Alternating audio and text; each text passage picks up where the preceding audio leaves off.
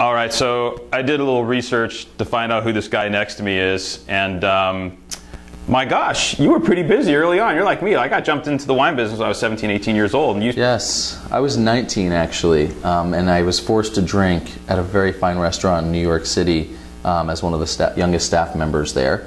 And from there, it's like, you know, the world was open to me of the vine. And who is this guy?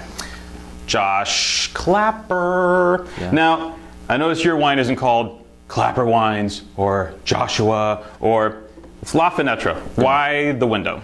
Well, Klapper wine sounds stupid. Let's just be clear. Yeah, I wasn't going to go there. So yeah. But La Fenetre, it means the window in French. And I knew the wine had to have, that I produced had to have a French name because pretty much everything that I do, the philosophy I think is like modern Burgundian philosophy. And La Fenetre means the window. So the other really important idea to me is that the wines were always an expression of the winemaker that made them. There's a great quote, art is the window to a man's soul. And so La Fenetre is the window to my soul. And yours as well if you choose to buy it, if you're cool enough to buy it, of course. I mean, we're barely cool enough to sell it. Yeah. So, and I'm pretty cool. Yeah, I know Kyle's cool. Maybe not. I don't know. I begged him to be here. I'm, you know, so.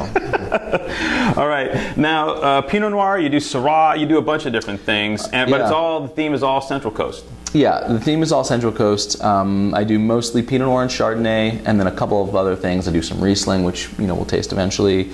I do some Syrah. I do a lot of different stuff. Central Coast is really key, though, because what's so great about the Central Coast, and what's really important in my winemaking philosophy, is cool climate. Cool climate California. I don't want something that's overly ripe, overly rich, and overly huge. And also I don't make Cabernet for the most part. So, you know, Pinot Noir, Chardonnay, they do really well in the cool climate. Keep that real great acidity, lower levels of alcohol, great food friendliness, great terroir, showability.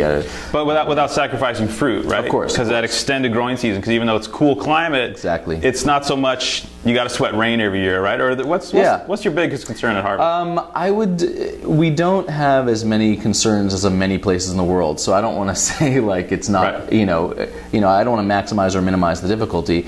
I would say the biggest issue is not getting overripe in any given harvest. In a vintage like 2011, that, you know, obviously the vintage difference. 11 was cold. We were you know, trying to get it ripe. But in 2012, it was kind of just you know pick any day you want, but don't let it go too far. Don't lose that natural acidity. Because if there's one thing that I don't like to do or don't do, it's adding things to the wine. So adding acidity that's naturally there. And in a really warm climate, that becomes kind of a necessity. So. 2009, good vintage? 2009 was a phenomenal vintage and a really fun vintage for Pinot Noir lovers, especially because what you had was a decent kind of an average crop, but kind of thin-skinned berries for Pinot. So the wines are really light in color, but super intense. So they're a lot of fun to pour for people because someone said, "Oh my God, this looks like rosé," and then they taste it and they're like, "Oh, but it tastes like, you know, intense." It's super intense and just a really fun vintage. Yeah, color isn't necessarily a marker of extraction or complexity or intensity of a wine, right? Yeah, especially for Pinot Noir, I would say. You know, I think, you know, I mean, really for anything, I guess. Well, you know, but you know, because it was shocking to a lot of customers that we work with in the past, and especially some of those Russian River Valley Pinots from the early to mid '90s. You know, some of the William Sellium stuff or Rick Motion stuff, whatever. You pour it out, it looks like a rosé. Yeah. We had customers bringing the bottles back. Yeah. And they're like, "There's something wrong with this wine." Yeah. I go, "What's the deal?" "Well, it's not.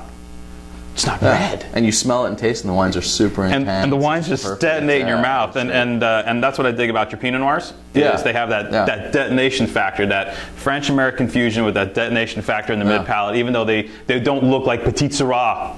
Yeah, I mean, you know, a great example would be like I was lucky enough in my restaurant days to taste a bottle of 29 Gaudichaud, which is like, it's La Tâche from DRC before it was called La Tâche, and the wine was like barely rosé, and it was kind of a wisp on the palate because it was like, what, 75 or 80 years old or whatever, but it was so super intense it had nothing to do. And then, another way to think about it is white wine is really intense, and it doesn't have any color at all. Right. So clearly the juice can be intense without all that extraction. Right. So yeah, and especially Pinot Noir, which is arguably like less intense than Chardonnay many times, but is just so beautiful and elegant, and that's kind of what I want to capture in each glass. All right, so let's sum this up. There won't be a Klapper Wines Super Reserve coming anytime soon. No, actually, but we do make a Riesling called Dr. Klapper. And that works. Nice. Josh makes wonderful, I'm not going to say Burgundy style again, beautiful, elegant, textured Pinot Noirs with fabulous symmetry. It's a pleasure to have him here at Best Wines Online, and I want to thank Josh for swinging by and spending a few minutes with us. Yeah, it was amazing. Thank you. Cheers. Cheers. Drink La Fenetre Pinot Noir, or he will come to your house and stalk you or something.